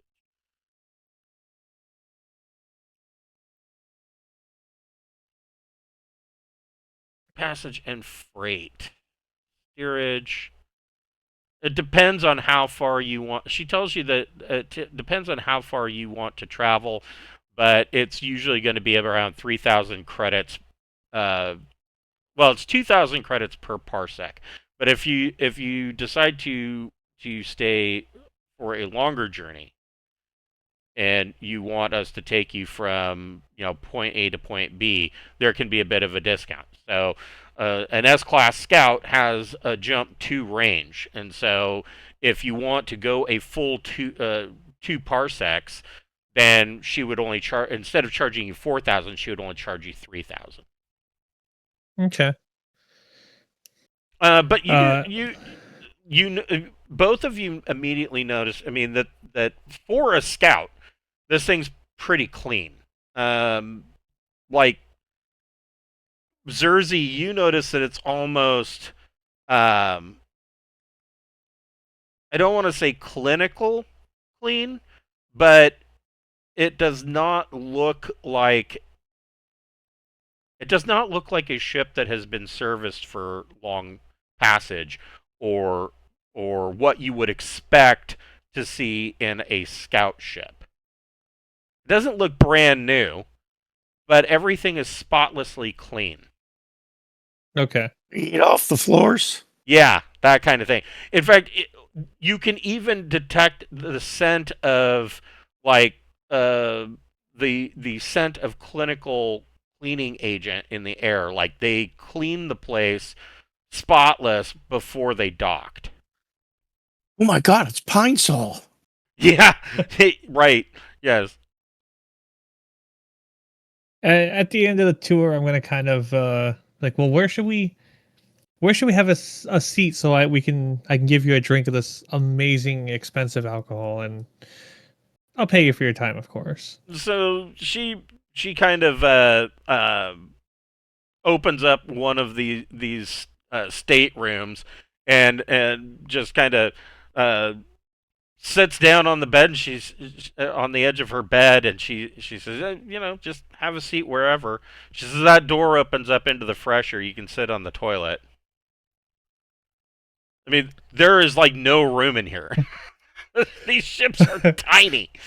I kind of look disgusted at the thought of being forced to sit on a toilet. Like, come on now. I'm just like, all right, yeah, and I pour a glass for her, glass for me, a glass for Svart, hand Svart his. I'm like, well, thank you for the Are you tour. Boris? What a fine whiskey. Boris comes in. May I have glass? I know he was okay. Yeah, here. Here's And the bottle, she boys. doesn't even have glass. Give him the bottle. She's got like red Solo cups. That's fine. But yeah, Boris just takes it all in one drink. And goes, that's good. That is good whiskey. And he turns around and goes back towards the airlock. She says, yeah. She says, I mean, if we were taking on passengers right now, then I would be happy to take your money, but we're just not. Why aren't you? So we have some prior obligations that I have to meet before I can really indulge in other money making ventures. I'm gonna ask her. I don't want to say this. What is your current job? As I'm kind of just sitting there, like getting some credits on my pocket and just kind of stacking them in a nice pile in my hand in front of her. She says, "Well, we are doing some courier work, and I'll be picking up a package and then delivering it for my client. I'm not really at liberty to say much more than that. One of the reasons why I have such a high rating or a good reputation is because I don't discuss the matters of my clients."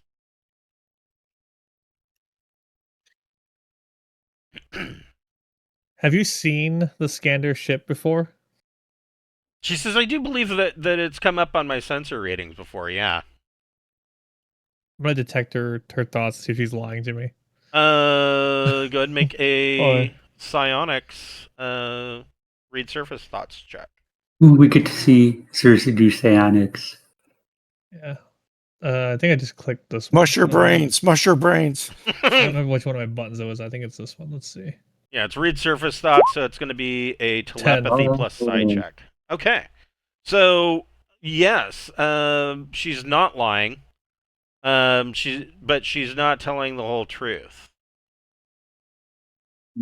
She has recognized Scander and done fairly detailed scans of Scander on both previous occasions that they were in. I was like, my whole entire mood will just I'll just like look at her, and it goes from like the fake like diplomatic like, I'm gonna pay you and enjoy your drink stuff to also it goes to like a serious look on my face and just like, you've been following the Scander, and why? She says that's absurd. She says it's a mere coincidence. She goes, all the ships have to travel along the same main line. We've only got a 2-jump range. It's undoubtedly that we're going to run into each other more often than not. Then why did you leave Kandaria going to Doriana ahead of us, and then now you've been behind us? I had a courier mission.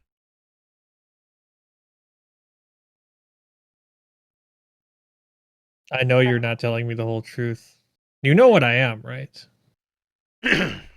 She says, I don't care what you are. She says, I think our business is concluded. You can get off of my ship. In time. She says, Boris? And Boris, you hear Boris come down the hallway, and he's got that pistol out, and he says, Captain says it's time for you to leave. Yeah, I just want to know why you guys are following the scander. I'm still going to pay you. You guys have done what I wanted you to do. I just want to know why. She says, I'm not going to tell you anything. She says, I had a courier mission. I don't relay the topics of my clients. I'm going to look at Smart and see if he wants to do or say anything. Well, on the com dot, I whisper in his ear, I think these guys are reporting to intelligence. And they're certainly not going to tell us.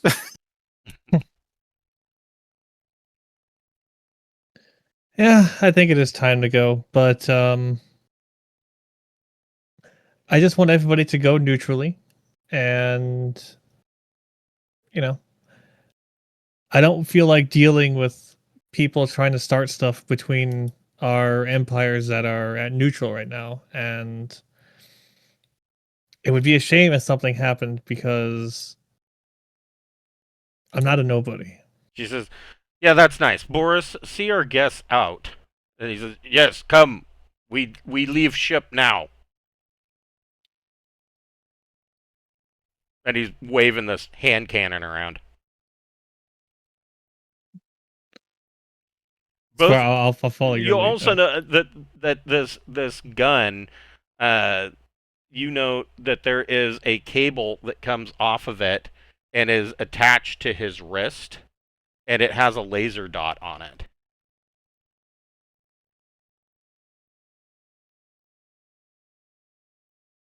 No. I mean, who cares? Laser dot. No, the cable coming off attached to his wrist usually means that he's jacked into that gun. Yeah. He sees whatever that dot is at. It's registering in one of his eyes. Oh. Not if I shoot his eye. I'll see. I'll see how as far it starts leaving. I will. I'll leave peacefully. I think maybe we should just depart and you can pay them on the way out. Yeah. Okay. So you guys step back off of SJ 8901 and back into the Asteltine port, and Boris just kind of walks past you, and as soon as you're off the ship, he shuts the airlock and holds as the doors are the iris valve is closing shut. You see him holster his gun, and the iris valve shuts. Nobody even waits for you to pay them. Yeah, save myself some money, I guess. Yes. We will pick up next week with Audrey taking her parts into the cargo hold and doing some work, and you guys can decide if you want to do any additional purchases of cargo or move on, and we will pick that up Buy a next week. trauma pack next week. Yes, you can buy Sounds good. Make a note that you want to buy a trauma pack next week. So our Friday night game, that trauma pack actually saved a couple of the characters, because if you are dead, like if you get killed and the trauma pack is applied like within a minute, it will bring you back from the dead. So yeah, it's basically a pocket defibrillator. So good idea. All right, we will pick this up next week at 6:00 on Wednesday night. See you next week. All right, have a good night, guys. I'm with you. See ya.